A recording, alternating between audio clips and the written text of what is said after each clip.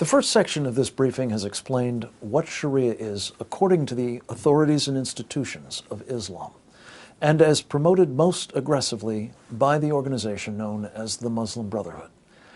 It's important again to note that not all Muslims adhere to the dictates of Sharia. Many, particularly here in the United States, have no interest in living according to its requirements or in subjecting others to them. The question, again, is whether such Muslims and the rest of us will be able to contend with and successfully counter the ambitions of Sharia-adherent followers of Islam. Our purpose is to try to ensure that outcome. Part 2. The Muslim Brotherhood in America. Civilization Jihad. In August 2004, a top Brotherhood operative, Ismail El-Barassa, and his wife were pulled over when a Maryland Transportation Authority cop observed her videotaping the structural supports of the Chesapeake Bay Bridge. An ID check established that Mr. El-Barassa was wanted in connection with Hamas fundraising activities in Chicago.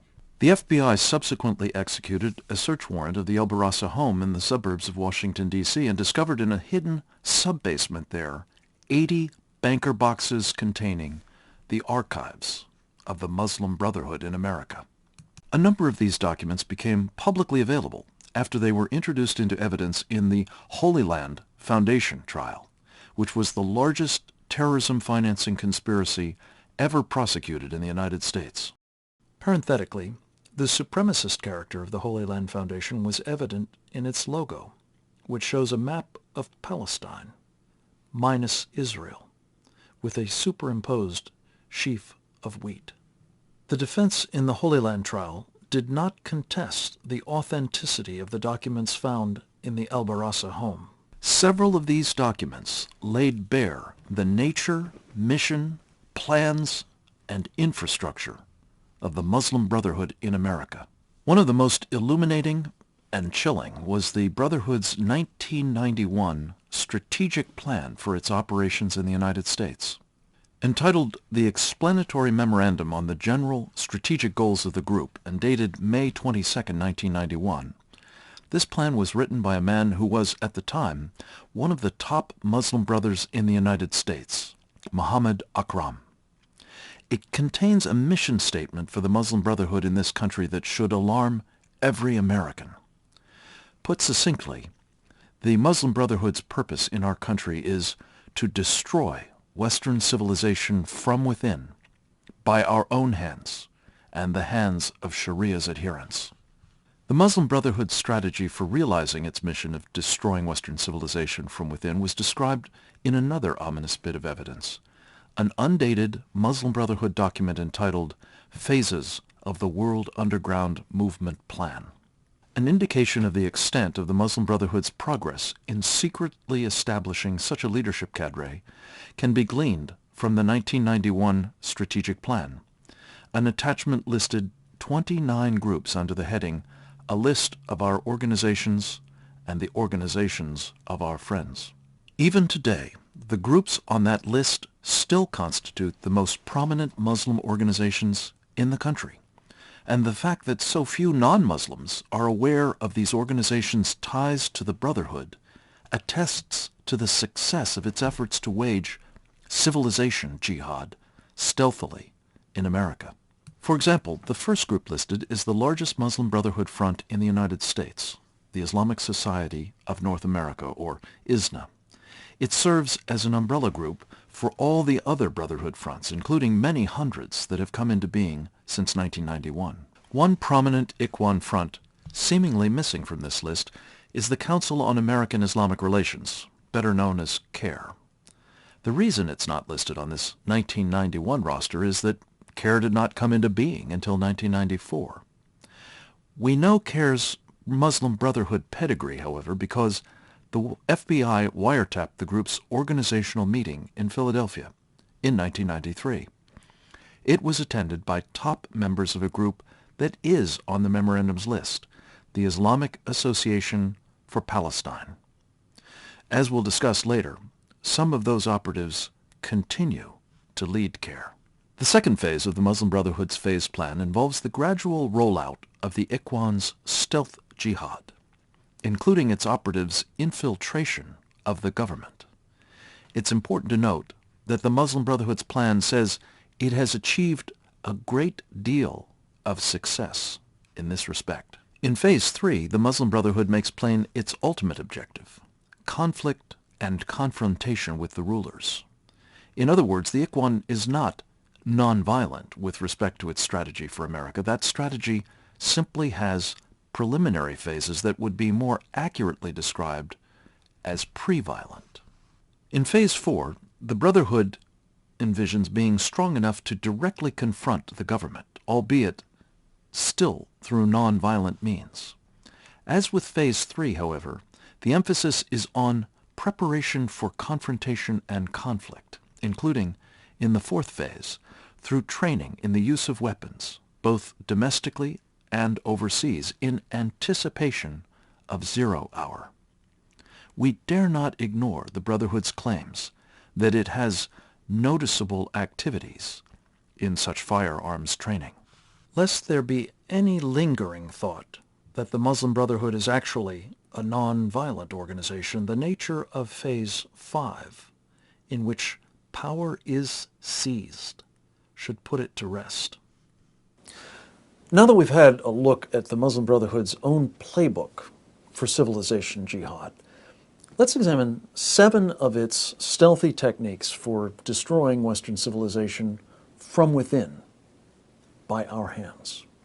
Given the priority the Muslim Brotherhood attaches to the stealthiness of civilization jihad, it should come as no surprise that the brothers strive to keep us ignorant of the threat they represent. The U.S. military has a term for this practice. They call it information dominance. If an enemy can determine how we perceive the threat they pose, they enjoy a potentially decisive advantage. For example, information dominance can determine our understanding of the enemy's threat doctrine. More importantly, failure to recognize the existence, let alone the imminence of a threat, can render you unable to counter it. The famous Chinese strategist Sun Tzu recognized this reality 5,000 years ago. His admonition about knowing the enemy is as valid today as ever. I want to show you several slides that suggest the degree of information dominance the Muslim Brotherhood has achieved over the United States in recent years. They provide a somewhat crude but highly illuminating insight into the successes of this facet of the Ikhwan's civilization jihad in America. This table shows the number of times various words were used by the Blue Ribbon, congressionally mandated 9/11 Commission. It was charged with assessing the attacks conducted on September 11, 2001 by Sharia-adherent jihadists who hijacked 4 aircraft in the hopes of killing many thousands of Americans. Not surprisingly, words like Islam, Muslim, and jihad were used extensively. After this report was published, however, several Muslim Brotherhood-affiliated organizations complained that the government's use of such terms was offensive and that other words should be used to characterize the threat instead. Here's an example of the U.S. government's response, showing the number of times such keywords were used in the approved lexicon for the nation's front line of defense against domestic enemies, the Federal Bureau of Investigations. Here's another illustrative example, the 2009 version of a public document that is supposed to guide our intelligence strategy. Incredibly, the same occurred in the after-action report on the November 2009 massacre at Fort Hood, an attack carried out by a Sharia-adherent Muslim who described himself as a soldier of Allah and who was determined to kill as many of his comrades in arms as possible in the name of jihad. In this case, even the officially improved euphemism, violent extremism, was considered to be insensitive and was not used even once. The Muslim Brotherhood's efforts at information dominance are being powerfully supported by another technique, namely an effort to prohibit, or at least discourage, what the Islamists call blasphemy and slander against Islam, Allah, Muhammad, or their followers. The organization behind a global campaign to enforce Sharia blasphemy and slander laws worldwide is the most powerful multinational entity you probably never heard of. The Organization of Islamic Cooperation, better known as the OIC. It is noteworthy that the background to this logo is a globe that is all green, meaning a world that is entirely Islamic, without any exclusion zones. The same message is communicated by the Muslim Brotherhood's latest seal, with the spinning globe in the background. The green crescent embracing the globe that makes up the renamed organization's new logo conveys the same point. The OIC has 56 member nations with Muslim populations, plus so-called Palestine. After the United Nations, it is the largest multinational bloc in the world, and one that, thanks to the oil wealth enjoyed by many of its members, is the most powerful. Like its partners in the Muslim Brotherhood, the OIC has, for years, been promoting Sharia's supremacy all over the world. One facet of the OIC's campaign to spread Sharia was its adoption of a joint declaration that effectively supplanted the UN's foundational Universal Declaration of Human Rights by subordinating all liberties enshrined in that document to a Sharia code that respects none of them.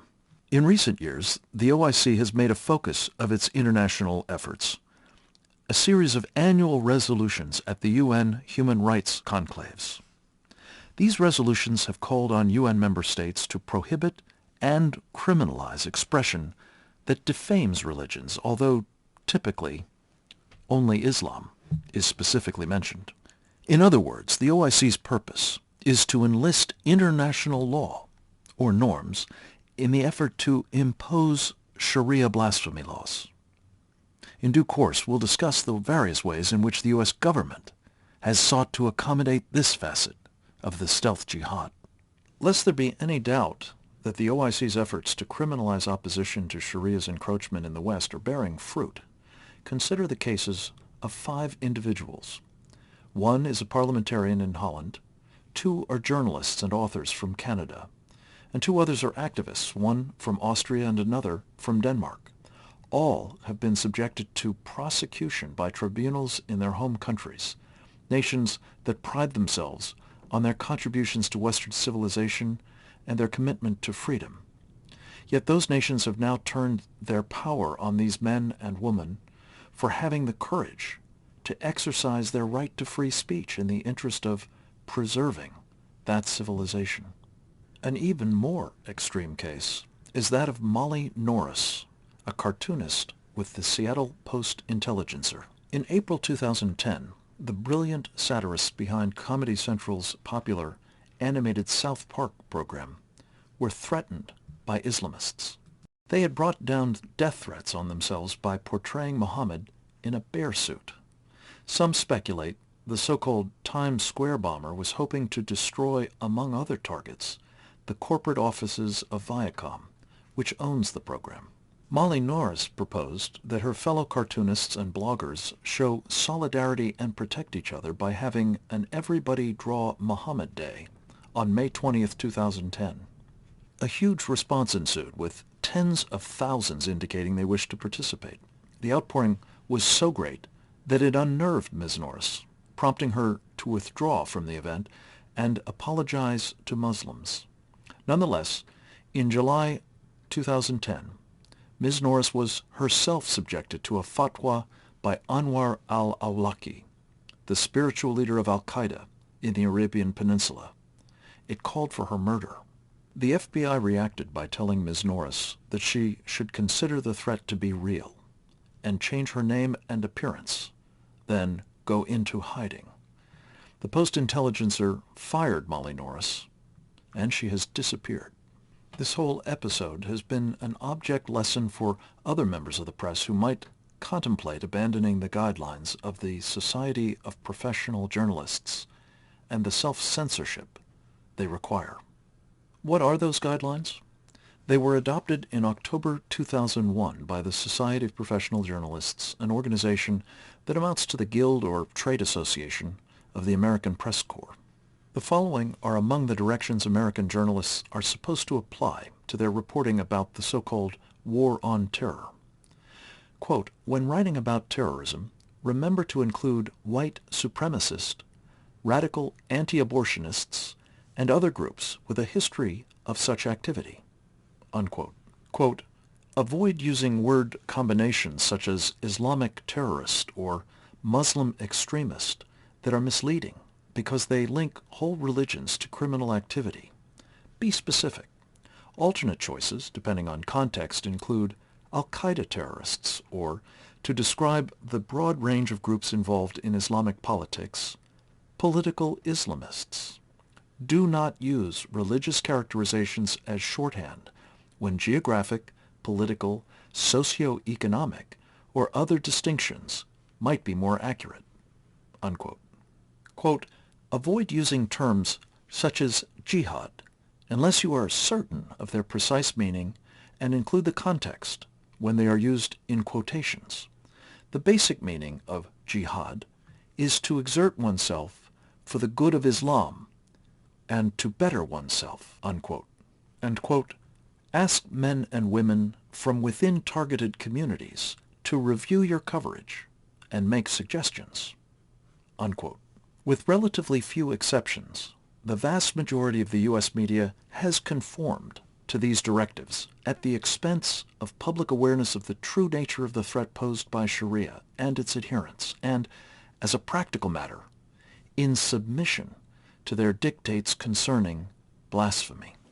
Suffice it to say that, as these examples suggest, we do not know and are afraid to say who we are fighting and why they seek our destruction. We risk certain defeat unless we stop ceding information dominance to the stealth jihadists. Another technique used by the Muslim Brotherhood and other Islamists to advance their civilization jihad in the United States involves demanding favored treatment for Muslims and other concessions to them, whether as individuals or as a community. These are a few examples of such concessions that have been demanded and, in some cases, granted in various places around the country. A particularly egregious concession occurred in Minneapolis-St. Paul when, in 2006, the Metropolitan Airport Authority proposed arrangements that would have allowed Muslim cab drivers to refuse to carry blind passengers with seeing eye dogs on the grounds that Sharia-adherent cabbies considered dogs to be haram or impure. This cartoon nicely captures the implications of such concessions. Stealth jihadists understand, as did their communist mentors, the importance of penetrating and subverting their enemy's educational system.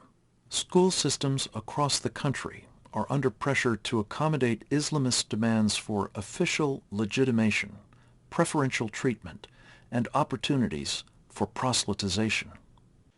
In November 2011, one of America's foremost opponents of Sharia, Act for America President Brigitte Gabriel, described how our educational system is being subverted to advance this facet of the civilization jihad.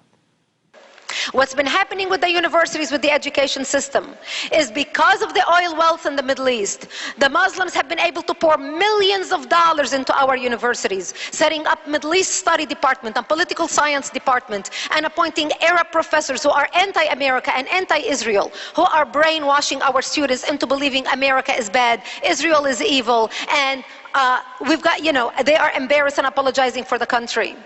Here is the extent of the Saudi peddling that has taken place in our country. King Fahd of Saudi Arabia has donated $20 million to set up a Middle East study department at the University of Arkansas.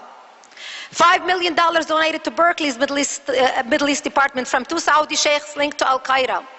Harvard received $22.5 million. 28.1 million went to Georgetown. 11 million went to Cornell. 5 million went to MIT, 1.5 million to Texas A&M, 1 million to Princeton. Rutgers received 5 million share endowment, as did Columbia, who tried to lie to conceal the source of the fund. Other recipients of Saudi-tainted monies include UC Santa Barbara, Johns Hopkins University, Rice University, American University, University of Chicago, USC, UCLA, Duke University, Syracuse University, Howard University, and many, many others. I can go on and on. You get the picture. From the Ivy League to the community colleges and everything in between. We pump the gas and they pump poison into the hearts and minds of our future generation. And this is why we must become energy independent and cut off the money thing to the Saudis. A major facet of the civilization jihad is directed at members and institutions of other faiths. They are targeted assiduously and exploited in various ways. For example, leaders of other faith communities have proven to be tremendously susceptible to suborning by Islamic supremacists engaged in proselytization through gambits like these. The stealth jihadists clearly relish the prospects for converting or undermining the infidel faiths that, according to Sharia, must be made to submit to Islam. Even more valuable is the help they have received from well-intentioned leaders of Christian, Jewish, and other religious communities who are unwittingly assisting in that sectarian triumph.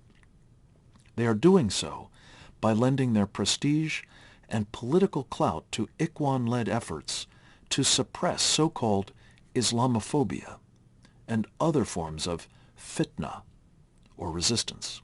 This is all the more absurd since one of the most influential Islamist ideologues, Sayyid Qutb, wrote in his seminal book Milestones, quote, "The chasm between Islam and the unbelievers is great, and a bridge is not to be built across it, so that the people on the two sides may mix with each other, but only so that the infidels may come over to Islam," unquote.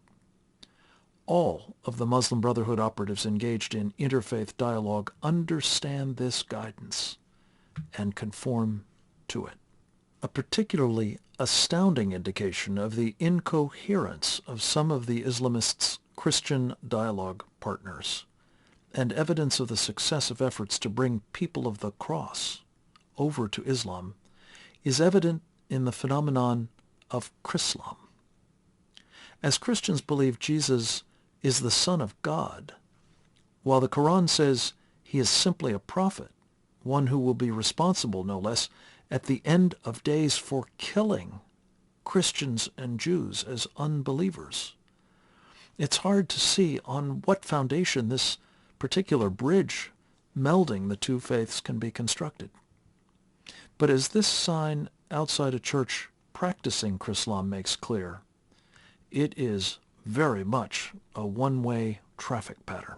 One of the most insidious and successful instruments of civilization jihad is an industry known as Sharia-compliant finance. Most Americans have never heard of Sharia-compliant finance. Were they to ask a financial advisor about it, they would likely be blithely assured that it's just a form of socially responsible investing, a means simply of respecting Muslims' religious preferences and practices. Notably, these are said to preclude interest and investing that would involve transactions associated with other activities considered haram or impure and prohibited under Sharia. That would seem to make Sharia-compliant finance an unobjectionable counterpart to mutual funds and other financial arrangements provided for various Christian denominations and Jews. But what if the Sharia-compliant finance industry, which by some estimates now has $1 trillion under management, is something very different, and far from being unobjectionable, is quite ominous? One indicator of the true nature and implications of Sharia-compliant finance can be found in one of its most fundamental attributes. In order for government agencies or private sector entities such as commercial banks, investment banks, hedge funds, and so on, to assure that their financial activities are Sharia compliant, they must secure the approval of one or more recognized Sharia authorities. Not surprisingly, such Sharia authorities are Muslims, who are not simply knowledgeable about Sharia, they fully adhere to it. They are committed to Sharia's supremacy and regard it as part of their obligatory practice to help achieve its triumph worldwide. They recognize that Sharia-compliant finance can be useful for that purpose. And by virtue of their status, in some cases serving at the same level as corporate directors, these authorities have access to proprietary information and an ability to exploit it in ways that serve their subversive Sharia agenda. As it happens, one of the most prominent and influential of these Sharia authorities is none other than Sheikh Youssef al-Qaradawi. He's the same Islamist ideologue who the government of Egypt allowed to address a massive crowd in Tahrir Square last February, and while there, invoked that crowd to liberate Jerusalem. The inadvisability of having such a man anywhere near the centers of Western capitalism is reinforced by several of his other attributes.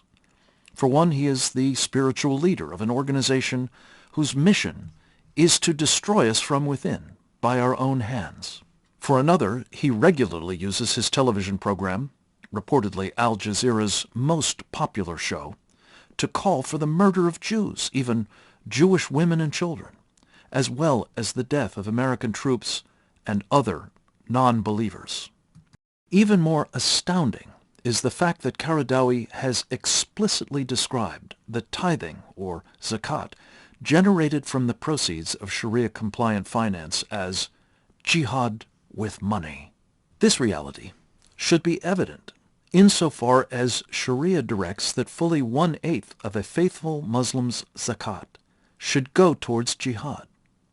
An even larger percentage of such tithing would fall under what is considered material support for terrorism, including notably contributions to the families of so-called shaheeds, martyrs, who die in the course of jihad. Given this personal history and public stances, it is astounding that Western capitalists and governments have turned a blind eye to both Qaradawi's role in Sharia-compliant finance and to the danger this financial industry poses by design to our economy, civilization, and security. Even more astounding is the fact that Sharia-compliant finance has now penetrated America to such a degree that the federal government owns the largest purveyor of Sharia-compliant insurance products in the world. AIG, a federal lawsuit challenging the constitutionality of the U.S. government's ownership of a company promoting a religion, has established that over $1 billion of the taxpayer bailout went directly into the company's Sharia-compliant division. Under the circumstances, this might be a better logo for the company. Another technique for bringing Sharia to the United States is to insinuate it into American jurisprudence. A study done last year by the Center for Security Policy examined a microcosm of 50 cases at the state appellate level. In each case, either the plaintiff or the defendant sought to invoke Sharia law to adjudicate the dispute. In 27 of those cases, in 23 states, either the trial judge or the appeals court upheld the use of Sharia. The majority of these 27 cases involved family law. Inevitably, American women and children who happened to be Muslim were denied their rights under U.S. or state statutes. Specifically, they were deprived of their rights with respect to property, child custody, divorce arrangements, and sexual relations because of the dramatically inferior status women and children have under Sharia. Perhaps the most outrageous example of these cases of the submission of American rights to Sharia involved a New Jersey woman's appeal for a protective order against her husband. Subsequent to the publication of the Center for Security Policy study, a new website was created by a group that believes Sharia should be used in American courts. This Sharia Index lists more than 70 cases where Sharia was cited in U.S. court proceedings. The Sharia Index lists some of the same cases identified in the Center's analysis. Unlike the Center's study, however, the Sharia Index applauds the pro-Sharia rulings and, in some instances, misrepresents the facts. The two assessments agree on one thing, however. Sharia is in American courts. Unfortunately, new and ominous ground was broken with respect to the judiciary subordinating Americans' constitutional rights to Sharia in a courtroom in Pennsylvania on February 22, 2012. Assault charges had been filed against a Muslim immigrant who attacked a man costumed as what he called a zombie Mohammed during a 2011 Halloween parade in Mechanicsburg. The presiding judge, Mark Martin, ridiculed the victim as a, quote, doofus, unquote. Judge Martin declared that he found the victim's expression, quote, offensive, unquote, and while, quote, you have that right, you are way outside your boundaries or First Amendment rights, unquote, to engage in it. He observed, seemingly approvingly, that it was a crime punishable by death in Muslim, quote, society, unquote. Then he ruled that, quote, the plaintiff has not proven to me beyond a reasonable doubt that this defendant is guilty of harassment. Therefore, I am going to dismiss the charge, unquote. If this travesty is allowed to stand, it will greatly advance the effort to impose Sharia and that doctrine's blasphemy laws in the United States. Finally, civilization jihadists understand that all of their other techniques are more easily and effectively employed if they have friends, or better yet, their own operatives, in high places. As we have seen, the Muslim Brotherhood's phased plan calls early on for the use of influence operations to advance its goals. Team B2 concluded that the Muslim Brotherhood has aggressively put this guidance into practice. Indeed, the Brotherhood's operating principle seems to be leave no stone unturned when it comes to targeting and penetrating key parts of our government at federal, state, and local levels, and America's civil society institutions, all for the purpose of destroying Western civilization from within, by our own hands. The influence operations tradecraft employed by the Muslim Brotherhood has been well honed by previous totalitarian ideologues and their followers. Indeed, much of the influence activity at the core of the Muslim Brotherhood's civilization jihad in America seems to have been lifted directly from the playbook of the Communist International and KGB. This is, as the Soviets used to say, no accident, comrade. During the Cold War, Soviet agents and universities trained Arab communists, anti-colonial nationalists, and other radicals in techniques for waging war against their more powerful adversaries. These included guerrilla warfare, cadre building, and influence operations. The skills cultivated in the Arab radicals of yesteryear were passed along to their successors, the Islamists. Here's how President Reagan's advisor on the Soviet Union, Dr. John Lunchowski, described the connection between yesteryear's ideological subversives and today's. During the Cold War, the Soviets were deeply involved in training, giving communications assistance, ideological assistance, intelligence assistance to radical terrorist groups, and there was a distinct there's a distinct lineage in terms of how the Islamists use power, and it derives very much from a Leninist methodology.